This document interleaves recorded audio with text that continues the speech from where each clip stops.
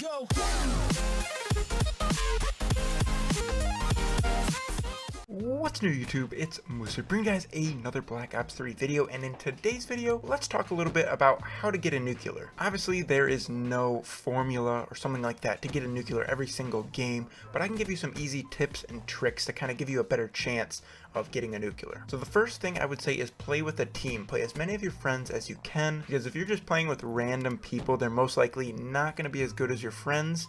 Now, in some cases, that may not be true, but most of the time, your friends are going to be better than randoms. You can at least talk to them, tell them maybe you're getting close, so they need to help you out. Maybe they need to get a UAV or a hater to help you out get further on your streak. But playing with a team or playing with your friends is definitely the first step and probably one of the easier ones. Alright, so moving on, the next step would be what game type you're going to play. Now, for me, I'm most comfortable playing Domination to get nuclears just because I have an understanding of how the spawns work in Domination, but maybe a game mode like Demolition would be better for you where there is just one set spawn. There are some game types where nuclears or high kill streaks are actually a little bit more rare and it may just be a little bit more difficult for you, like Hardpoint, Capture the Flag, Team Deathmatch. If you're playing those types of game modes, you're just putting yourself through too much work to get this. Alright, next, what weapon should you use? Well, that's not something I can just tell you to use. That's something you have to be comfortable with, because when you're going on a 30 kill streak, you need to be very comfortable and not thinking about your gun. You need to be thinking about where the other players are, where you should be moving around the map. Now, most people, if they like assault rifles, would choose the M8, and if you're a sub player, you would probably choose the VMP. But that right there is just a lot of personal preference along with the rest of your class, whatever you feel more comfortable with,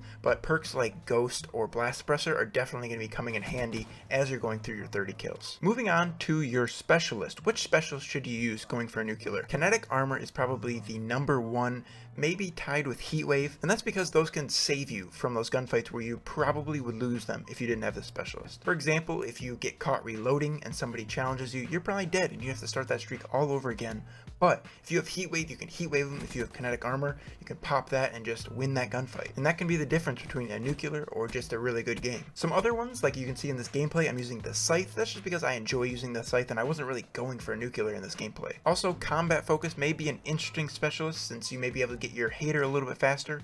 Maybe even get your nuclear a little faster. I have not tried that out. Now, for what score streaks you should be using, this may sound a little weird, but the score streaks you have on, you do not want to be killing the enemies with. You want to have on UAV, counter UAV, and hater, most likely. That's probably the most general nuclear combo. Now finally, you could put all of these things together perfectly and you still wouldn't get a nuclear if you're not playing correctly. An essential part of getting a nuclear is understanding the spawns, understanding where you should be playing, if you should be pushing a flag or an objective, or if you should just be camping and sitting back. For me, as I'm an assault rifle player, staying back and kind of camping is usually the better option. Or if you're a sub player and you're really pushing and pushing and pushing, you notice you're on a large streak, maybe you want to sit back a little bit. This is all very flexible with how your game is going and who you're playing against. Obviously, it'd be a lot easier to get a nuclear if you're playing against worse players and maybe your teammates are a little bit better, but that's something you really can't control. But I hope you guys did enjoy this video. If you did, please click that like button down below. Some of you guys have not already. Thank you guys so much for watching, and I will see you guys later.